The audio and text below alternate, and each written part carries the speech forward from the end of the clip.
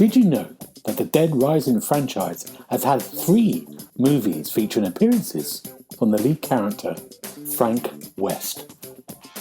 You're listening to the Xbox Hub Podcast, the official podcast of TheXboxHub.com. For all the latest Xbox news, reviews, videos, and opinions, make sure you visit TheXboxHub.com. But for now, settle down, get comfy, and open your ears for some podcast delights.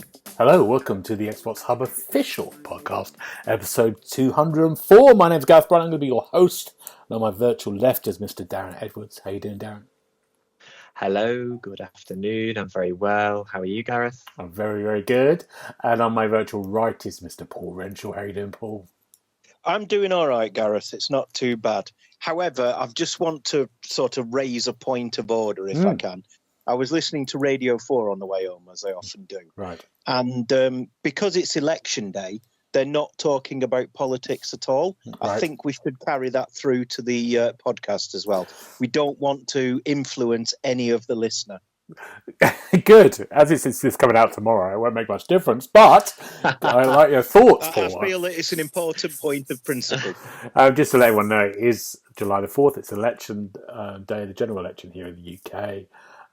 By the end of this morning, tomorrow morning, we know who our new government is. It's quite ironic that Darren is on the left and Paul's on the right, which shows you where we're feeling at the moment. But there you go, the election night. The end of an era, maybe. Right, let's go to... Hopefully not. And can we just clarify, when you say Paul is on the right, we're not talking Nigel Farage. No, okay? We're talking about the sort we're not going there. We're talking the sort of centre right. Is that fair to say, Paul? Centre right, yeah. Rightish centre, yeah, really small right. Small think right. Keir Starmer's an idiot.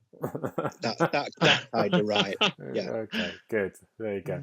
Darren, how's your week been? It's been good. So I was off last week. It's been about 4 months since I'd had some time off work, so that was nice. We got really lucky with the weather, so went out for a couple of different friends' birthdays, did a bit of a pub crawl. We went down to your neck of the woods, Gareth, in London, to see Wicked in the Apollo Theatre, which was great. Ryan's been wanting to go for ages, so I got some decent hotel, not too expensive, and we went down there for just an evening, but it was lovely. And then kind of got incredibly stressed out at the football at the weekend. We just about scraped through, so it was a nice week. And then been back at work, but I've booked tomorrow off for obvious reasons. So yeah, there you go, brilliant. You staying up all night, Aaron?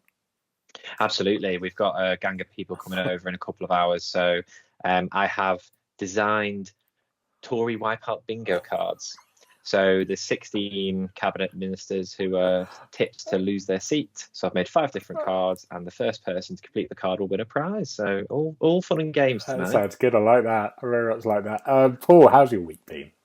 Will the prize be to pay VAT on your school fees and stuff?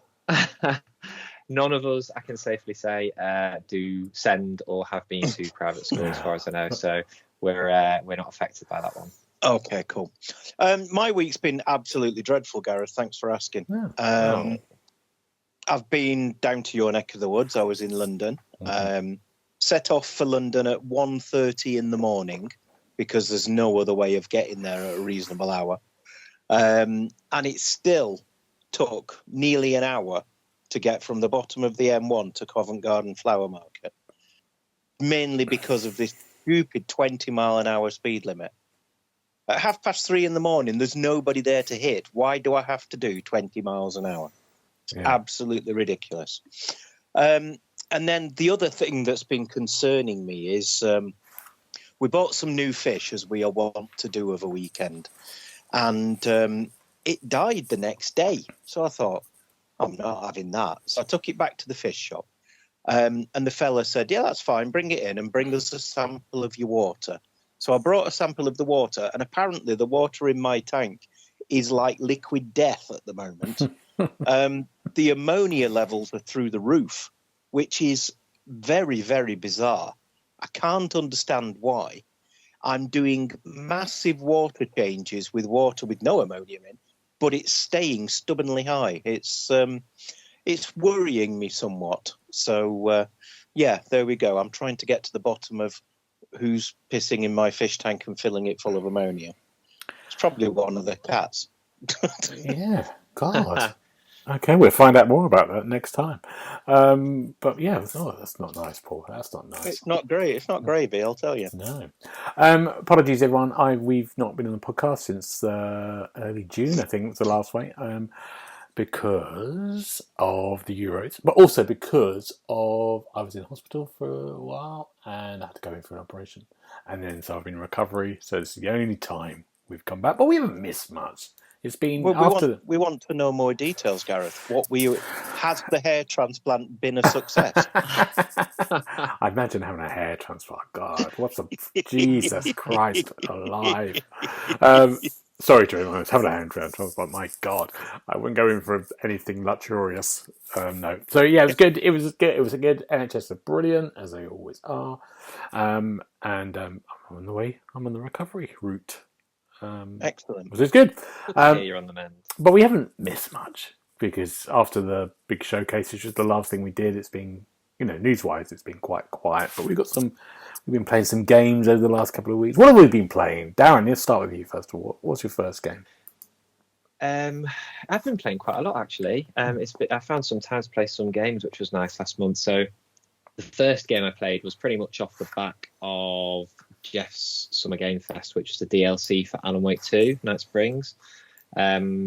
So it's 3 quite short episodes that are a bit like the What If Marvel series. So what if this happened, which was different to the main story arc. And you get to play as 3 different characters from the main game. So you don't play as Alan Wake, and you don't play as Saga Anderson. So it's purely fan service, but it's really, really good. So the first episode, for example, you play as I think she's called Rose, the waitress in the diner, who's like a super Alan Wake super fan. And she sets off to silence all the haters, as she calls them, and he has an evil twin brother in the story, and it goes from there. It's really light-hearted, really, really self-aware and quite funny. And then it takes a bit of a dark turn after that. So you play as is it Jesse Faden from Control?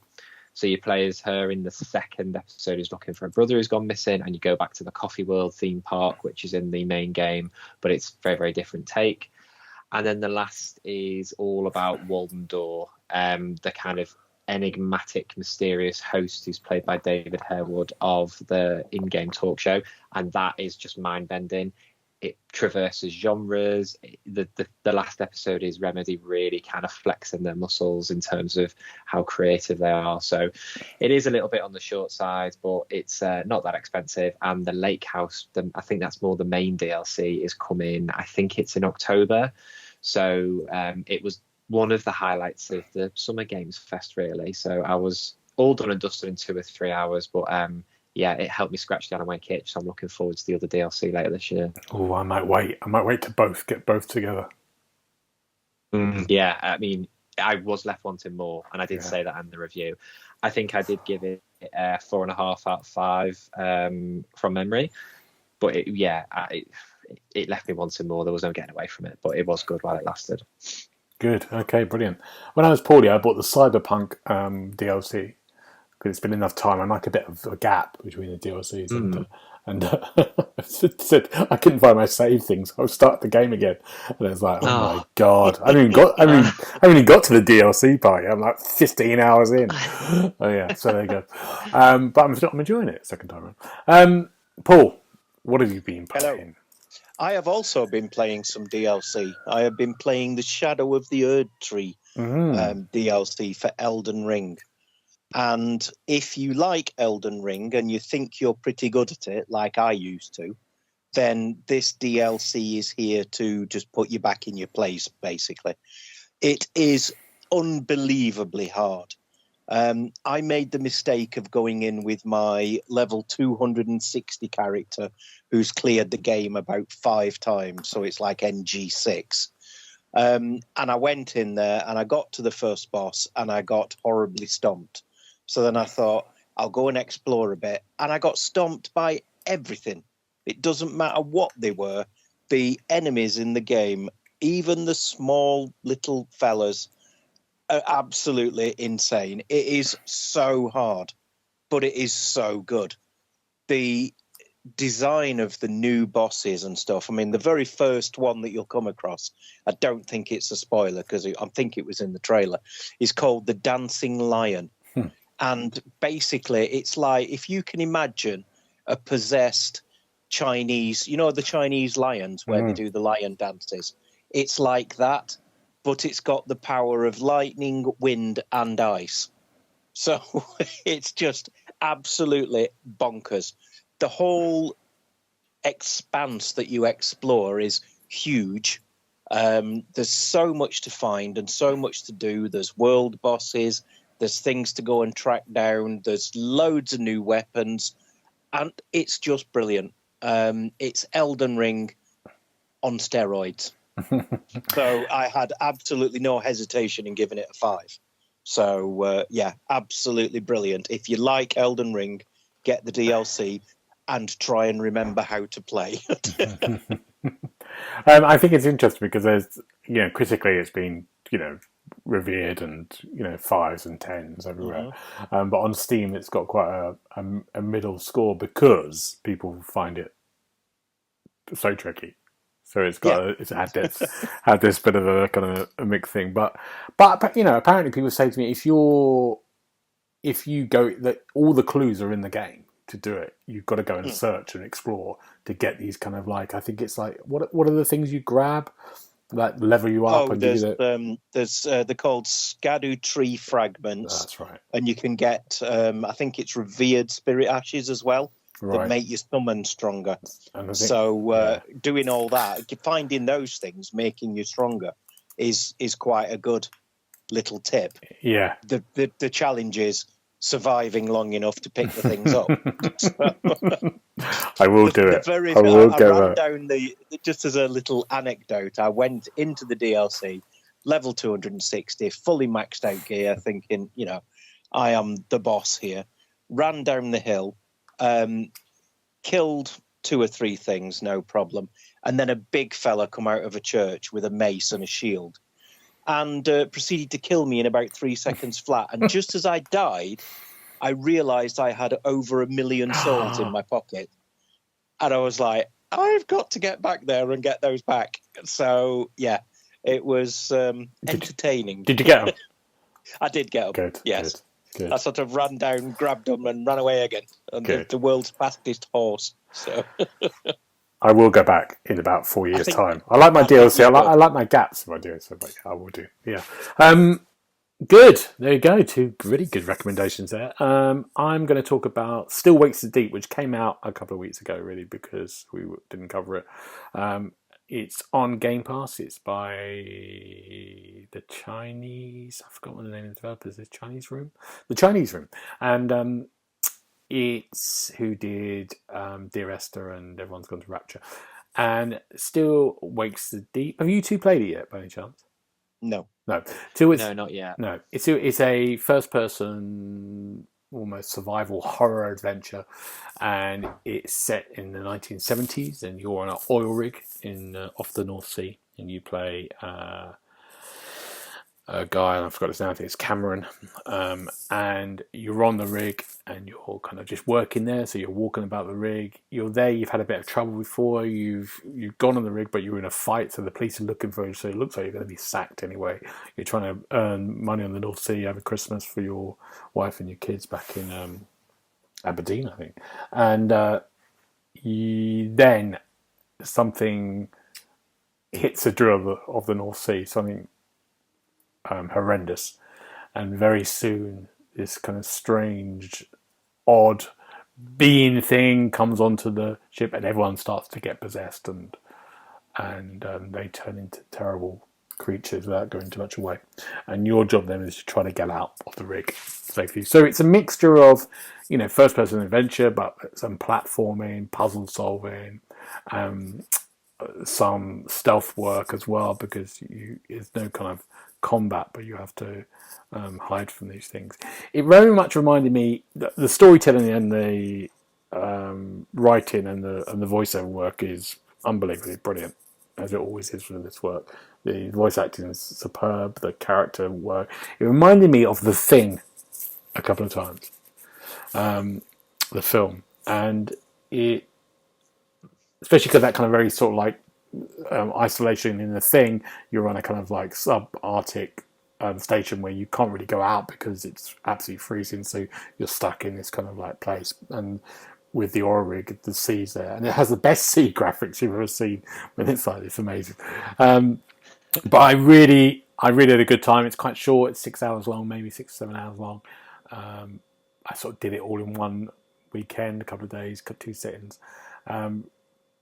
Very, very good.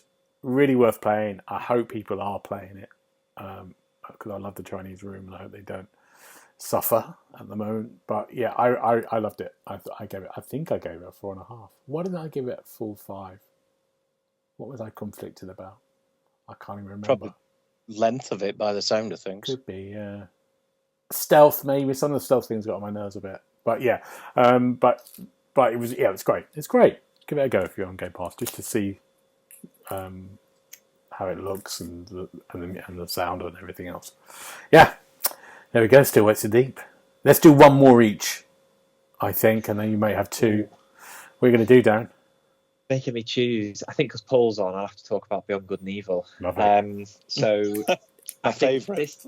Your favourite. This takes us back to, I think, a few months ago. If I'm not mistaken, they accidentally released this game in full and then quickly took it back down again, because Ubisoft are in a bit of an interesting position at the minute where they are remaking games supposedly, and then Prince of Persia and Splinter Cell seem to be a little bit in the unknown, a bit in the ether. Prince of Persia's had a release date, but then there's reports that certain people from both studios, or the studios working on them, or both studios, have been made redundant. So who knows? But Splinter Cell certainly is out of reach for the time being. But they have released a 20th anniversary edition of Beyond Good and Evil, which came out on the original Xbox, and I think PS2. I don't think it was an Xbox exclusive, being Ubisoft. And essentially you play as a character called Jade, and you're on a planet that's been attacked by this alien species called the Doms, who rain meteors down every now and then and try to break through the planet's defenses. And you live in a lighthouse with a load of orphan children, essentially, and kind of look after them. But she's also a investigative reporter, handy with a camera. So she's kind of, I don't want to really spoil the story. How do I say it? She's given assignments to investigate certain things, and then she starts to uncover a conspiracy, and it goes from there. And I've only played a few hours so far, and it looks nice, but it's not like a ground up rebuild by any stretch of the imagination. But it really stands up well today, I think, in terms of the imagination, whether it's the game mechanics, whether it's so one of the game mechanics is you chronicle different animals and different species, and then you send them off to a science research, and that's how you earn your credits, and you can buy different things with that. And there are loads of them, and there are seemingly dead ends that look pointless, but then if you look closely, you'll see maybe it's a firefly, or maybe it's something else. Take a picture of it and you earn the credits. So I remember being really impressed with the originality of the world and just how much it absorbed me. And the soundtrack's brilliant as well. I think they're releasing a limited edition vinyl, which I want to get my hands on. So I'm really enjoying going back into that world. And if you didn't play it 20 years ago, go and give it a go, because it's fantastic. I think they released a HD version, but this is they've got like a speed run mode and stuff as well, so they have made improvements to it. But I think it still stands up well as it is. But keep your eyes peeled for a full review coming soon. Paul, have you ever played it? I played it briefly, thought it was dreadful, and then never went back to it. I do love the fact that Darren doesn't want to spoil the story of a 20-year-old game as well. But so, some people might anybody who cares. Yeah, well done, Darren. Yeah, good. Well done, Darren. You're the best. Thank you, Paul. I think, and what made me laugh though was that there's 2 pages, I think, on Twitter, and the page that kind of said, "Oh, surprise" or whatever was the Beyond Good and Evil 2 Twitter page, and it was just blasted by comments of, "And what about the sequel? What about the sequel? What about the sequel?" Because we saw it at E3, God, like 10 years ago or something ridiculous, with some awesome aerial gameplay with Paige, who is the kind of mechanic sidekick who helps you on your quest. And then it's all gone quiet, and we've discussed on this podcast so many times, is it alive, is it dead? This gives me hope it might be there somewhere, but Paul will obviously declare it's dead. It's never coming out. That and Splinter Cell, forget it. You never get it. Oh, so I'll be very upset. But yeah, Beyond Good and Evil 20th Anniversary Edition. Take a look because it's really good. Okay, there you go. Paul, what's your last game to talk about? Well, I've got a choice of two. They're both free-to-play games. Go for the first Descendant. Go for the first Descendant. Yeah. Well, I've been playing a game called Bleach Brave Souls. No, I've been playing a game called The First Descendant. Now, we saw this in the showcases, and I thought it looked quite good then. I did the preview for this, Paul. Did you? Yeah, I did a preview. I would have said this was a game for you. I enjoyed myself with it.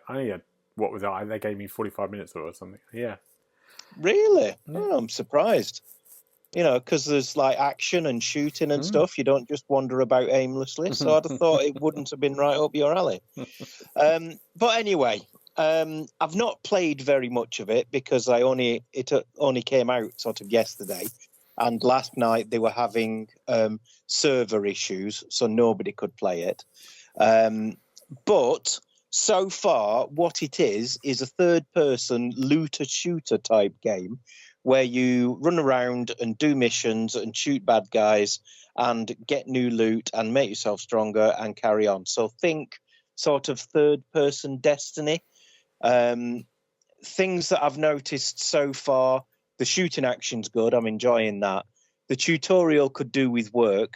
I had absolutely no idea that I had a grappling hook until I suddenly realised I couldn't jump somewhere and thought, what does this RB button do? And there we go. I was up this wall. Fantastic.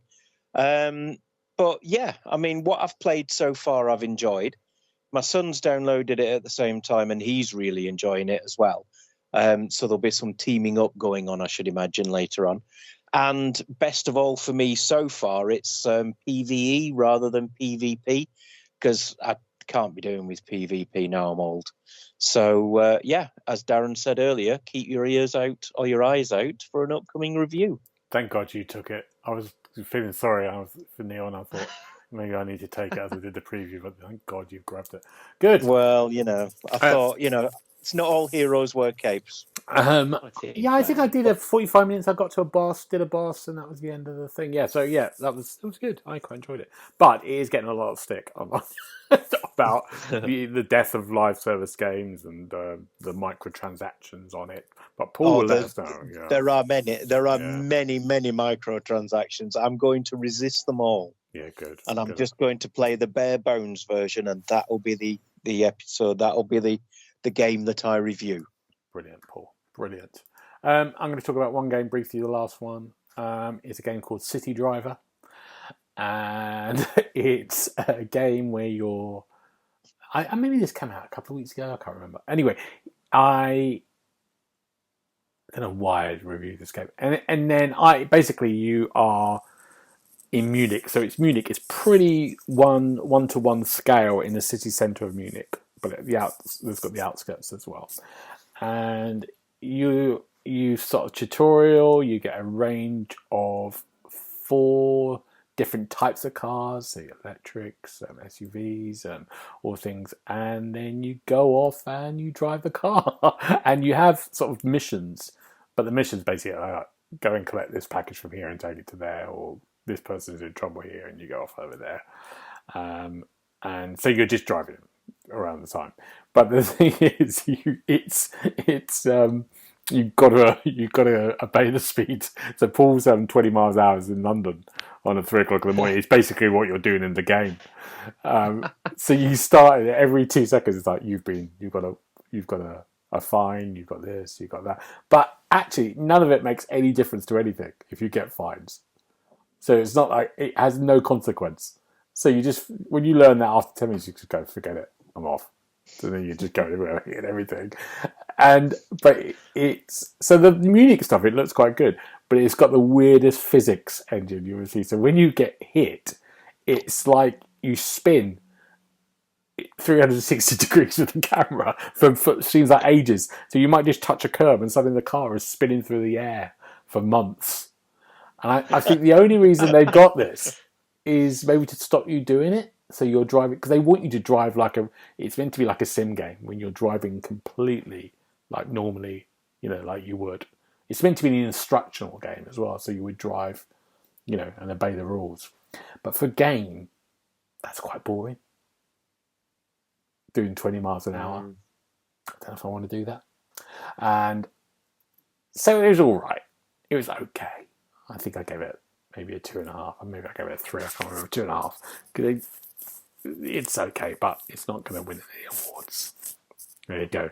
City Driver. These games sell a fortune. Also, it's about 60 quid, I think. God. 40 quid? Maybe I've got that wrong. I've quickly I was going to say, for 60 quid, I'd want a ticket to Munich as well. Flipping out. Yeah, well, to be fair. I'm going to look at it now while we're talking. Any questions about this? When you're driving around Munich, is it like full of drunken football fans vomiting in the gutter and stuff? As I'm sure it is at the moment.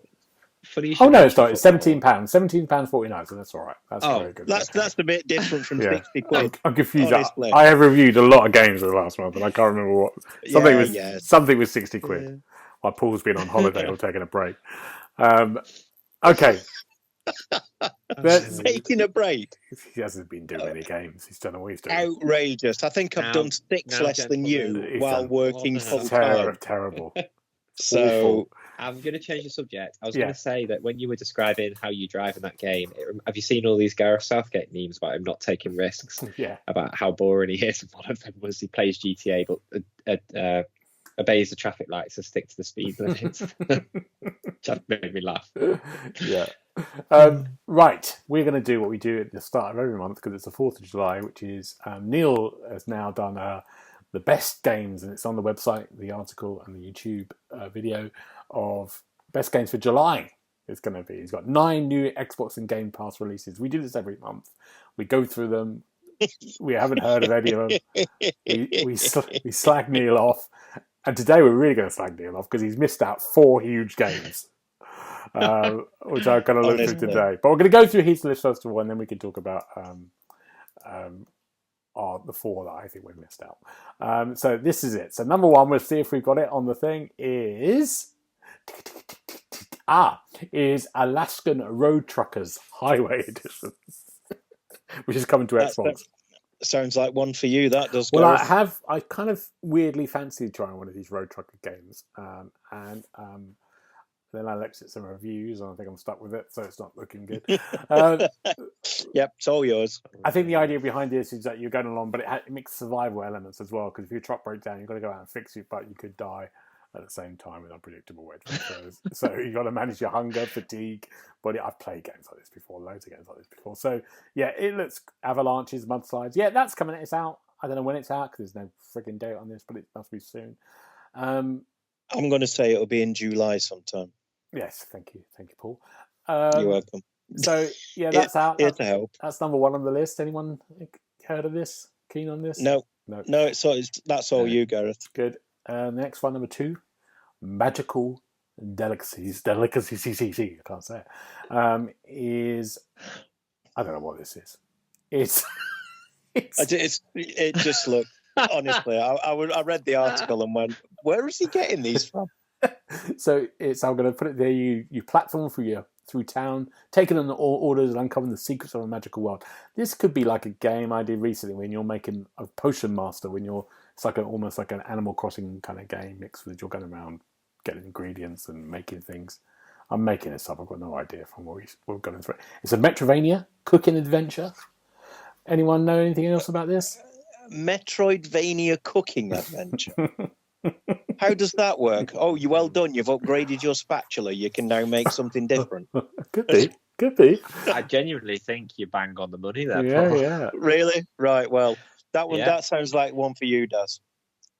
You're not got a hand mixer, you've got an automatic hand mixer now, so that unlocks all sorts of new recipes. Yeah, we're guessing. We don't know. Literally no idea where Neil has found these games from. The next one is Ariel_Knights. We Never Yield, and it's a follow-up. You need to do the trailer. You really do. You need to say it like that. It's a follow-up to Ariel_Knights Never Yield. It's a stylish action game. It casts as two brothers, Wally and Lone, in a fight for freedom against the oppressive queen. As the initial game, running, jumping, sliding through. You ever heard of this? Nope. I reviewed the first one. Oh, what was it like? Oh, brilliant! I interviewed Ariel Knight himself. This is a great. The first game was brilliant, so I'm actually really looking forward to this. There we go. So essentially, what it is, it's almost like an on rails runner where the character will run automatically, and then you've got to like whether it's jump, slide, fight off different things as it's constantly moving, like consistently moving through. As I say, on rails, if you know what I mean by that, a bit like the old Lightning games, we're on a predetermined path, but it's a side profile, a bit like an old school platformer in that sense. But yeah, it's really, really good, and replayability is kind of a big part of it. And in the first game, apart from the very end, you played as just one character, so you can play as two now, which is really interesting. So I think it'll be really good. I saw this on our review. Yeah, it did look really good. It did look good. It is, and it's got a lot of it's got a really good style and vibe to it in terms of anything from the soundtrack to the graphical style to the story that they're telling. So actually, I'm looking forward to this one. I've got my eye on this one. So if you get a chance, give it a go because it'll be good. Good. That's it. We like that one. Good. That's all yours, Darren. I'm not going to fight you for that one. I don't worry. I'm halfway there already. So you're all good. That and Gears E-Day. Got it. Yeah, stick your face. You can leave Gears E-Day alone. And the next one is Shrim. Shrim? How do you say it? Shrim? SCHIM. Shame. It's I'm reviewing this, so I can't talk about it because the embargo's there. But you play a lost shadow on a heartwarming journey back to its human. So it's like a platform game. Is where you're having to kind of go from shadow to shadow in this kind of like evolving world, and it's a very exciting game. Without me saying anything else about it at this point, but yeah, that's coming out. I think 17th of July. I know that, but it's inspired by real Dutch and European cities and landscapes. I can't say, but it's it's exciting. You know, when I read the description of this, I immediately thought that's a Gareth game. Yeah. So I'm glad to see that my instincts were correct. Yes. I'm not saying anything else. Good. That's coming out 17th July. And the next one is Deadlink, which is a neon-drenched cyberpunk world. Roguelike FPS. You're just reading this out loud. I am. God, I'm reading it all out loud. I've got no idea what these games are. Sounds like a ball game to me. Yeah, God. It really does. I am so sick of Cyberpunk, I'll tell you.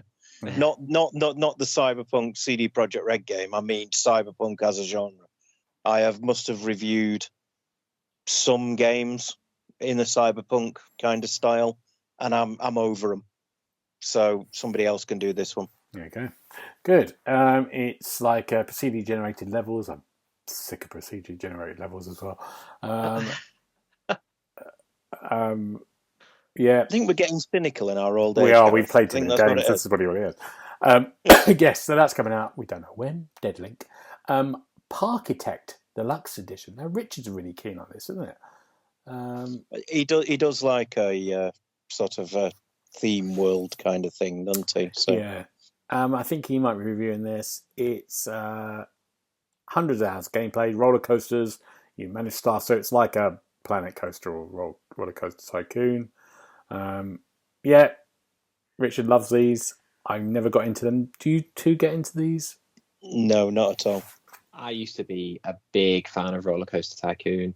I reviewed the more recent one, which wasn't great. It was very stripped back. But I also reviewed Park Beyond. Do you remember that, which came out a couple of years ago? Yeah. That was quite good. It was complicated and the UI was a little bit messy, but once you got used to it, it was good fun. So yeah, I quite like these, but I don't think I've got time for this one, so it's all Richard's by the sounds of it. Good. Okay. Who loves Formula One? Neil. Neil does. Yeah. Well, you can. You don't have to. You could be a Formula One manager, and it's 2020. I can't believe there's been another game of this already. It's a follow-up from last year. you take control of an official Formula One team, build it up from scratch, designing everything from the livery to the driver lineup. So, are you just standing at the side watching the race happen? I imagine so. Yeah, you'll be the bloke looking at it on a monitor, won't you? Brilliant. Saying, push, don't push, slow down, your tyres are knackered. So I think we need Neil to step up and do this one, because nobody else in their right mind's going to be interested. Yeah. Good. There you go. That's coming out sometime in July. House of Golf 2. Is this we played this game? We've played Golf with Your Friends. Oh. So what is this?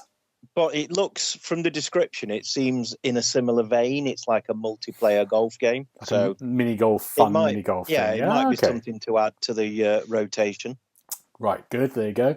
Live tournaments, looks quite fun. And the last one on Neil's list is Hairdresser Simulator. That I didn't even know was a thing. I think he's only put that in because he knows you're losing your hair, Gareth. So he's just put it in there to tease you. Oh my God. Remember when you used to have to go to a hairdresser? Yes, I do. I used to love it. So here you're washing, you're cutting, you're colouring, styling techniques, scissors, razors, straighteners. Oh my God, this is amazing.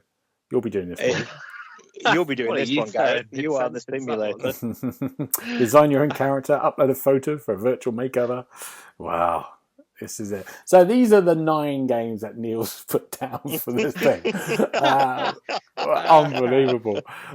What he has missed out on, maybe you know something we don't know, they're not coming out, is, let's talk about a few of them, and 3 of these are coming to Game Pass, we know. The first one is Flintlock. Yep. Flintlock is a kind of Soulsy-like game. Is that fair to say, from the people who did Haven, I think? Yep. This is very good. I like the look of this. Do you? I really like the look of this, yeah. I think I might even put my name down for it now. I've got my Elden Ring memory back. Good. I've lost all my onlineness, but I'm back. All of your onlineness. All my license. That looks really good. Dungeons of Hinterberg, which has also come to Game Pass in the middle of the month, I think the same day, I really like the look of this game. I can't quite describe what it is. It's like a mixture of an RPG. It just looks kind of... Anyone excited about this, Darren? I can't really remember what it is, but was it at Summer Games Fest? Yeah, it's been the last couple of years. Have a look when you see it. It does look really kind of good and just beautiful kind of visuals. And I think some of the previews, people have been really excited about it. So yeah, it does look great. That's come to Game Pass as well. Big game. Then you've got... I can't say this one. Paul, you say. You're already good at saying these. Path of the Goddess one. Oh, Kinitsugami. That's it. Good. Path of the Goddess, which is a Capcom game that's coming. That looks just mad and interesting. It looks absolutely bonkers. Yeah. But it looks great. It seems to be like there's tower defense elements in there, and there's action elements. It's funny because just before I came on, I was watching the Capcom Next thing. Which was a very interesting presentation, all in Japanese. So I've got literally no idea what anything was. Did you not watch the English one? I could look at the pictures. I didn't know there was an English one, Darren. I went onto YouTube and said, Capcom Next, and it went, here you go. And it was all in Japanese. Even the subtitles were in Japanese. So, yeah.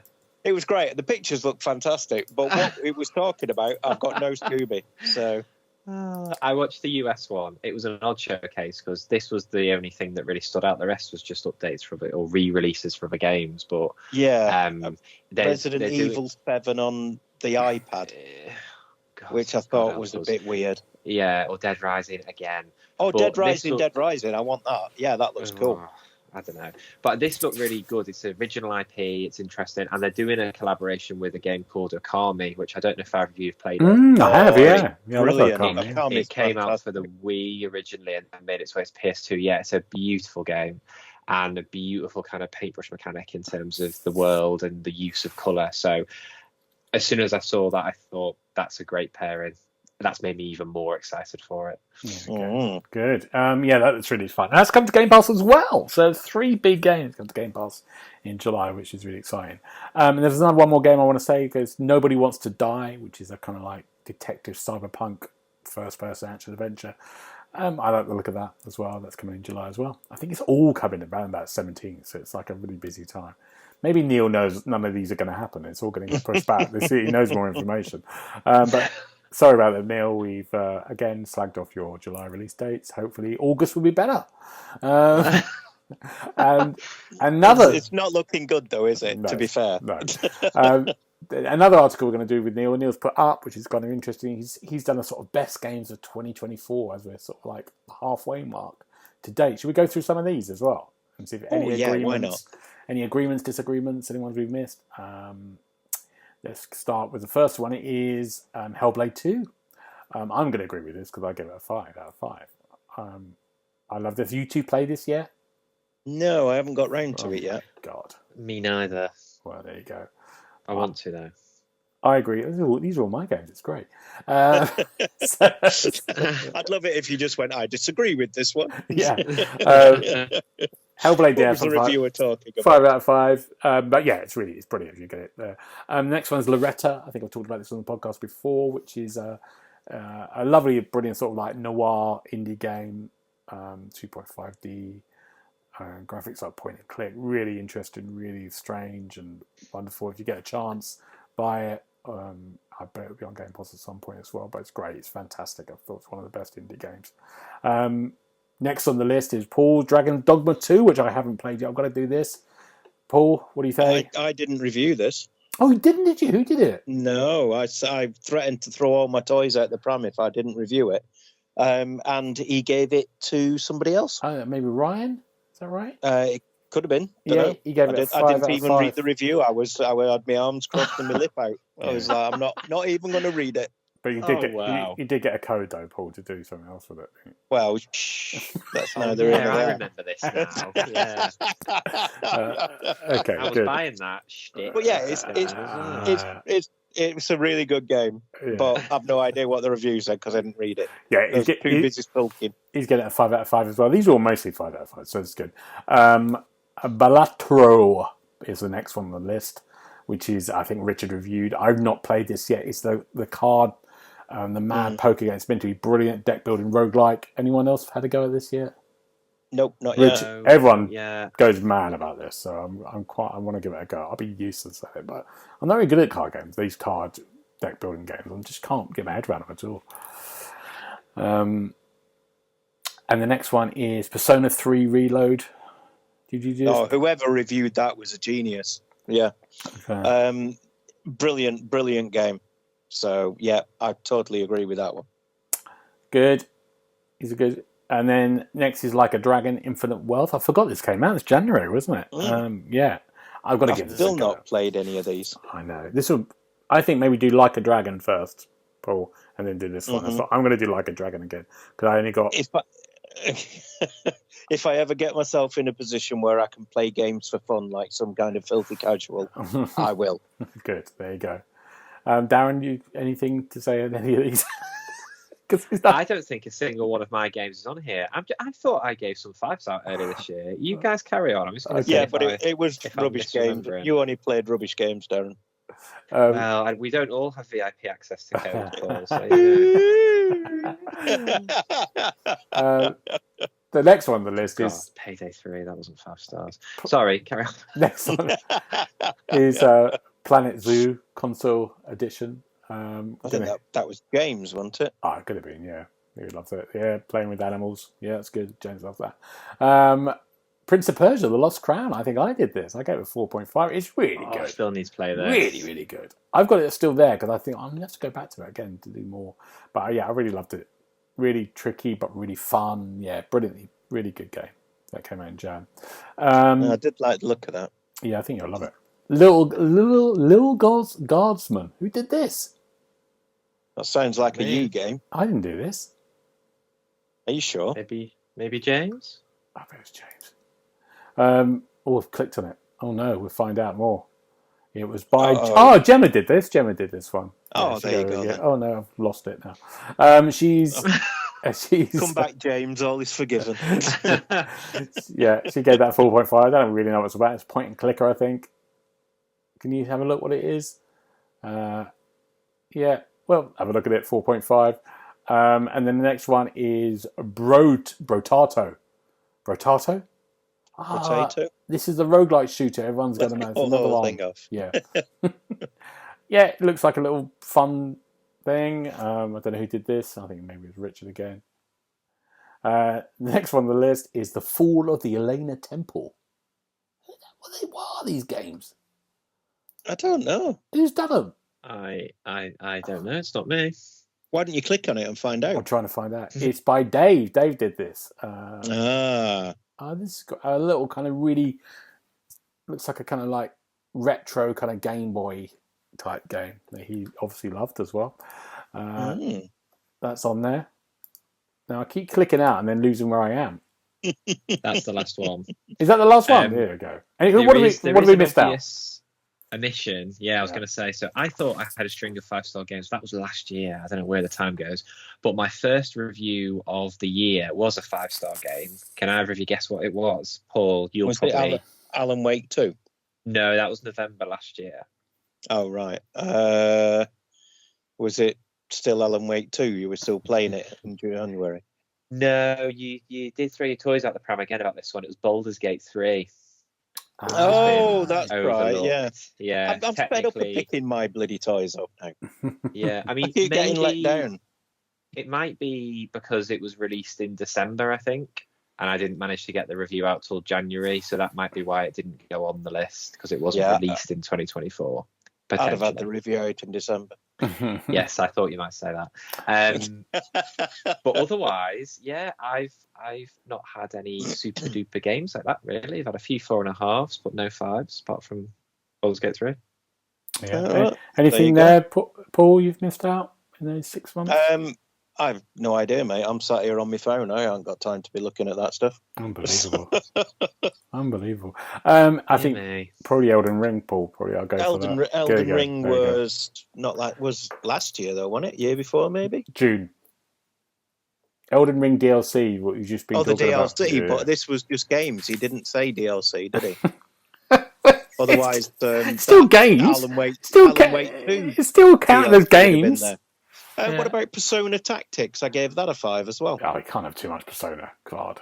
There's no such thing as too much Persona. Oh, my God. Let's carry on. Let's move on from that. Thank you, Neil. That was a good list. We didn't slag that off too much, and we enjoyed that one. Who reviewed this? Neil. Dead Rising Remaster. Quick chat about that. Who's excited about that? I'm excited about that. I love the first Dead Rising. And it's not just a remaster, it's a deluxe remaster, if you don't mind. So yeah, the new look of the game, I can talk about this quite confidently. I mean, I don't know what the words meant, but I could look at the pictures, and there's quite a big difference in the graphical style from the first game to this new one. So it's all a lot more gritty and it looks really good. So yeah, I've never managed to finish Dead Rising, so I'm quite looking forward to trying again. Do you think they're going to get rid of the bloody timer? That's what I hated about, because they got rid of it in the in the third game. They got rid of the timer completely. Yeah, in the third and the fourth game, it was gone. But some people like it, don't they? Some people love they do, because it's a different mechanic, isn't it? Yeah, you've got to do certain things by a certain time, otherwise you miss it. So. Yeah, I'm looking forward to trying that one. I know Darren's probably not, because he was very cynical about it earlier on, but I thought it looked quite good.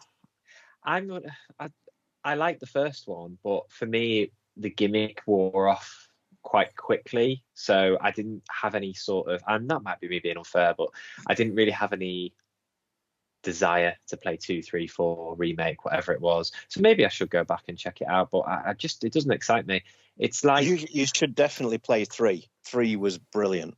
Was it? It launched with the Xbox One, and it was really, really good. Fair enough. Because it's like Resident Evil 7 being announced for iPhone and stuff. This might be being very unfair to a certain amount of gamers, but who in their right mind is going to play a game like that on their iPhone? On their iPhone, yeah. It's on. I think it's on Game Pass, or it was. It's on multiple platforms. It's cheap enough to get from second-hand shops while they're still around, like CEX and stuff. Why in your right mind are you going to play that on your iPhone? I have no idea.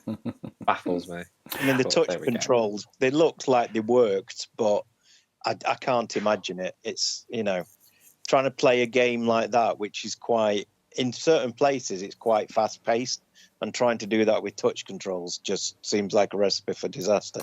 But for me, it's sorry. those games Sorry, Gareth. No, I'll stop carry ranting on. in a minute. Carry on, it's good. Those games you're like, you want to be absorbed into the world, and it's a tense game. It's survival horror. I don't see how you can do that on an 8-inch screen or however big it is on your phone. For me, the Switch is the perfect kind of mobile gaming kind of counterpart, because you're playing games you can dip in and out of. For me, I'm not the type of person who can do that. If I'm going to play a game like that, I want to sit down for a few hours and properly get into it. Okay, good. Well, there we go. Yeah, so think on, Capcom. New Resident Evil 9 is in production, so we know that's happening. So that's a good thing we know from Capcom. But no, we'll probably hear more That's about been that next year. leaked, though, hasn't it? Or it was rumoured. I think they said, didn't they? Didn't they announce it? I think, they announced it, but I think it wasn't a surprise, because there'd been rumours before, coming out in January and existed for ages, hasn't it? Yeah. But if they said so, we won't see it for a while. But yeah, there you go. Other news: there's not much going on. There's a Watch Dogs movie. It started production. Oh, great! God. I can't imagine this. Just be looking at phones, walking around looking at a phone. Brilliant. Yeah. Again, the games are rubbish, so the film's going to be rubbish. Forget it. I quite liked the first game, but then the novelty wore off. Watch Dogs. I hated the Watch first Dogs game. 2 is great, and the No, London, it's really good, and I like the first game as well, and the second one's great, the San Francisco one, and the London one's fun. Yeah, that was fun. I had a good time with that. Yeah, they are good. I'm going to just quickly ask this question. I think Paul's asked it. I just thought about this from our recent showcases. I put the question just to wind people up: are driving games dead? And Paul's gone, no, done. But there you go. The reason I'm saying this is we used to have a point where we used to have loads of different driving games that came out especially in the kind of the fall period. Mm-hmm. What have we got this year? We've had a few, haven't we? No. There's a new Formula One. No, they're not getting Formula One here. That will happen every year to a select. Same with Forza, then in that case, I suppose. So what's our kind of big, the big driving games coming out in the autumn? They've got DLC. It's not really a release. They've got DLC for Paul's favourite, The Crew. Not The Crew. Is it The Crew? The Crew Forza Horizon one. Yeah, that one. The one that's not as good as Forza Horizon. That one. Not according to Neil. Well, Neil's on drugs.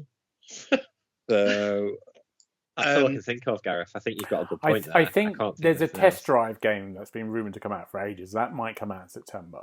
Hopefully it will be better than the last one. Yeah. But I think there's something... Because we used to, I'm not saying that long ago, we used to get to a sort of like coming up to this period of time, you might have three, you might have a Need for Speed, a Forza, or something else on PlayStation, you might have all these games, but it's just like, what's happened here? Why is this gap? Why is this slow? We need a new Need for Speed. We definitely, there's a gap for that, I think. Yeah. I think you're right. We haven't had one for a long time, so. You know what else there's a gap for? We've talked about this. Is it Beyond Good and Evil too? No, that don't worry, that'll be here. By the time the Tories get into power next time, it'll be here. The tomorrow? Burnout series. The Burnout, yeah. They definitely, we need a new Burnout as well. Not just another remake of that. No, exactly. Not Paradise again, please. No. We need a new Burnout. You're right, there's a gap in the market for an existing or new IP to come along and make an impact, because I don't know if I'm right, but I don't think Forza Motorsport did as well as it was expected. No. I think it's quietly just kind of filtered off. So I think there's definitely a gap in the market. You're right, both of you. And hopefully... But there's many things... Sorry, there's so many things that could come back. I mean, if you think about games that we had in the past, like Split Second, that was brilliant. That was really good. When you could trigger things that change the course. And do you remember Blur? Yeah, that was good fun. That was good fun. Yeah. Yeah, no, And it's Ridge great. Racer. Yeah, God, yeah. I used to love Ridge Racer. God, I had that on my original PlayStation. And I always Ridge say, Racer 4? That was classic. Project. Yeah, No, it was just the first one. I've said this on the podcast before. When Project Gotham Racing came on the 360, and you had the ability of a multiplayer to be able to go in and watch any game online, you had a TV screen. Do you remember this? And you could Spectator. I could be a spectator and watch that one in America, watch this one in Europe, and watch a race. We were just saying that was such an amazing kind of like thing to do, and they've never used it in any other game. We talk about it with FIFA. It'd be amazing if you could go, I'm just going to watch a FIFA game. I've watched James playing over there or something. But, don't be before. So, yeah, Project Gotham Racing, another good game. That was great. I had the second one for the original Xbox, and it looked amazing for the time. You could do the nighttime racing through the city streets as well. Yeah, that was fantastic. So they're not dead, but they need something. Hopefully we get another Forza Horizon next year, maybe. Hopefully. Maybe. Have to see where it goes. I don't know what countries are left for it to go to yet. Yeah. Isle of Wight. Just around the Isle of Wight, that wouldn't take long, would it? No.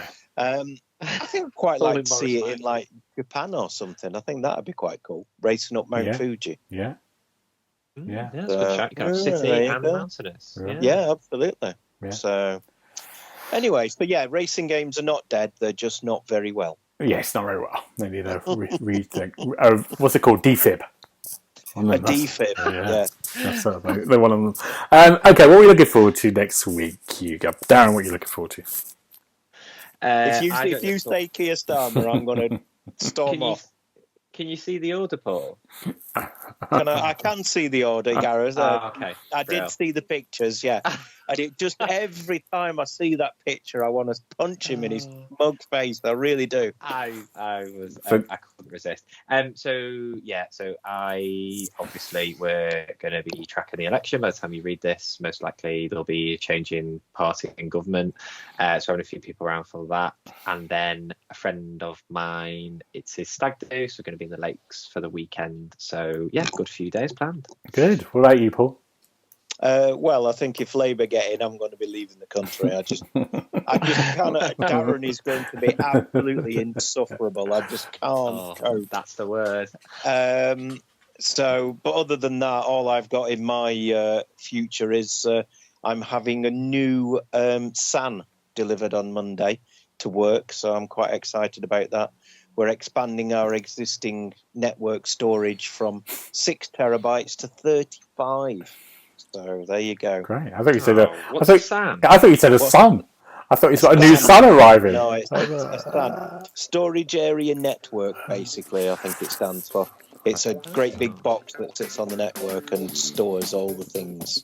Darren, don't ask him. Just do what I did. Just ignore it and then move on. Just ignore it, Darren. Yeah. Good. Listen, if you want to talk about IT, I'm your man. Yes, it's true. I'm looking forward to England football game quarterfinals on Saturday. That'll be good. Yeah, very good. Well, I don't know if I'm looking forward to it. No, we'll see. It'll be hellish. But who's still in the sweepstake? I think I've still got Crying Boy and his team. I think it's me and you. Me and you tomorrow, Paul. I think we're. Oh no, no, we're not. Oh yeah, France, Portugal. Yeah, it's me and you. So that's our two. We've only got one team each. Yeah, one of us is out tomorrow. One of us is out tomorrow. Yeah. Wow, okay. Right, everyone. Thank you so much, and thank you everyone for listening, and we'll be back soon. And we'll see you next time. Bye-bye. Goodbye. Bye-bye. You've been listening to the official podcast of TheXboxHub.com. You'll be able to find all the notes of this show at www.thexboxhub.com/podcast. You can also check out our social feeds on Instagram and Twitter at The Xbox Hub, and search for The Xbox Hub on Facebook.